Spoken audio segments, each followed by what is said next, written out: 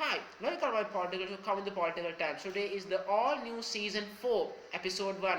Unfortunately, today I have some technical difficulties today. As you can see the camera angle, I have some Raja technical difficulties. So please be known. That's the issue.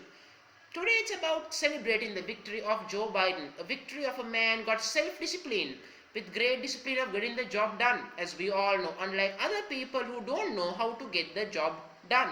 And the people who are flamboyant and stupidity have now finally been defeated. And now let's start. Before starting the show, I want to hit the like button and subscribe to my show. Now, as we expected before in the last season finisher, we talked about how close the election could become, considering how much pollsters are wrong. Well, it just shows in life, many people might say some things are right, but they are never truly right. That's the reality. Pollsters were 90% wrong. But they were right of one thing. A Joe Biden victory was confirmed and it did happen. And that was not only an importance for me as a critic, it's a national requirement. Imagine a bulldozing, self-conceding and selfish and irresponsible leader, Donald Trump, would be still president after 21st January 2021. Your fate would be hideous as anyone else. And finally, that fate has now been truly avoided. Now, this is important to understand. Pennsylvania was the decider.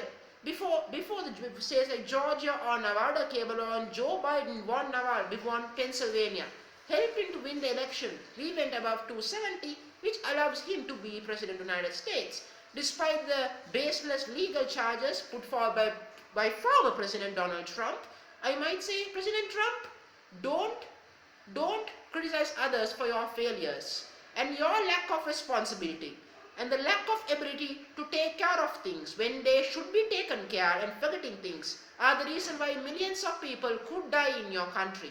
And it's a shame to live under your presidency. Many people felt as if they were getting disintegrated in the society. Many people were living in outside cities in the fear of immigration and ICE. They were fearing. And that's the reality. The people were in the Mexican border who thought their life was over. That's your responsibility, President Trump. Any further deaths from now on from COVID-19 is in your hands. Blood is in your hands. But of course, one thing, let's be clear. Joe Biden didn't win only because of himself. People wanted a relief from President Trump, and that's the reality, as we always know. The results are now 306 and 232. And that's pretty good. And that's payback for people who has the ultimate payback for people like me 5 years ago, who was traumatized significantly by the 2016 result. I might say, that's payback, Donald.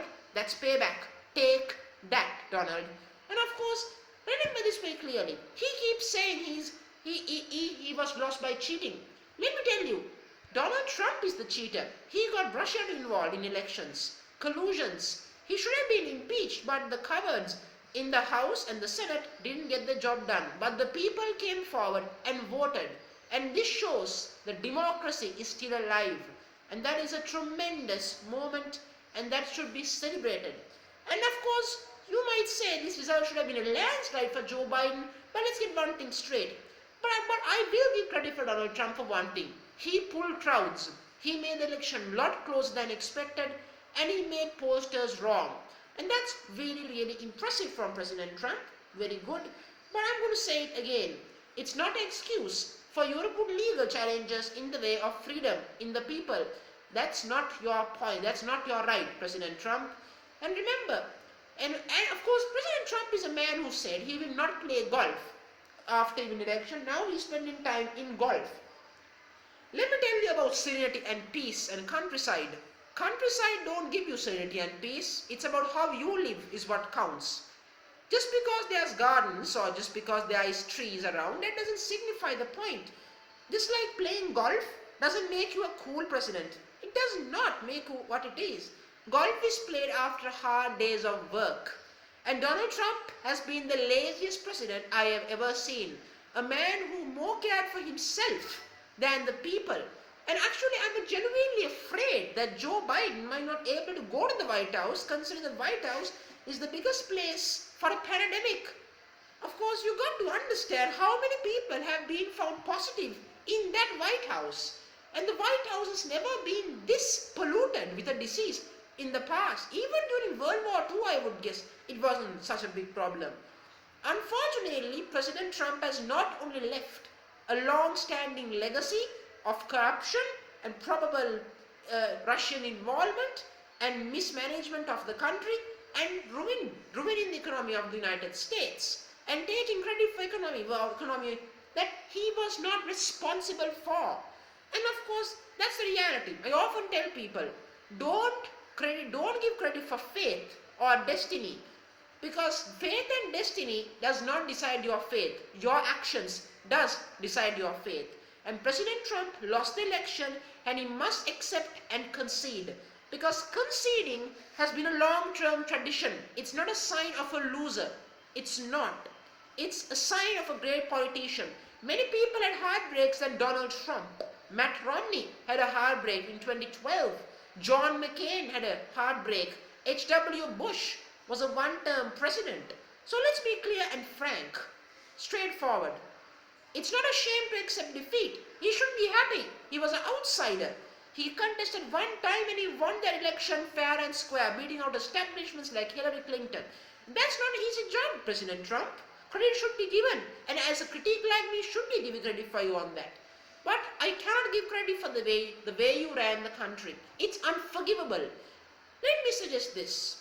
Forgiveness is a long word. Forgiveness is a two-way street. You can forgive someone whether it's the people you know or not. Forgiving is hard. It depends on the action that's being caused that can be forgiven. If it's a silly thing, it's forgivable. But if it's a big issue that matters what you do, involves anything, it's hard to forgive. That's the reality. Forgiveness is difficult, President Trump. If you're expecting people to forgive for your actions, it's rather unlikely, President Trump. No one will. And many generations from now will spit, reminding about your name, will be thinking. Many people suffered in borders thinking their futures were gone. They thought their futures were dead. Many people thought immigration will come and take them away for one error in the immigration paper. They thought that actually. Many people thought that white supremacy will come and kill them and shoot them because you said stand by and wait because you couldn't condemn it. And that's the reality about it. And after nearly 5 years, people had enough. And we don't want a second term of you, President Trump. Please leave. We will respect you for your first term, for your achievements. We will respect you. But if you leave with grace, we will remember you. We will be remembering for your achievements. We will. But at this rate, if you keep staying this long, we can't forgive you, nor we can remember you. And you will go to the history books just like H.W. Bush, the man who was a one-term president.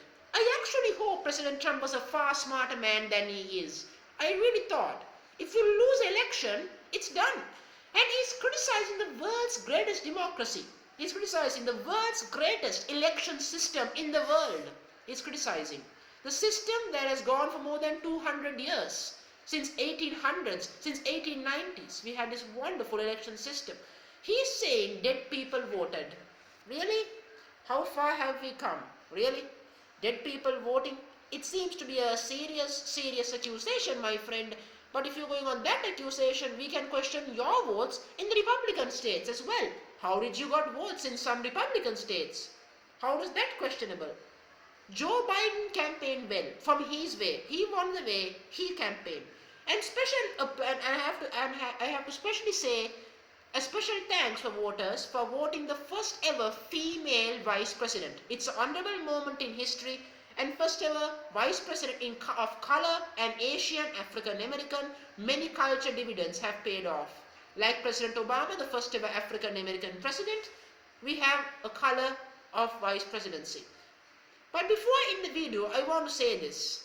This election victory is not only a victory for the people, it's a matter of freedom, democracy, and where people can feel normal when you wake up in the bed.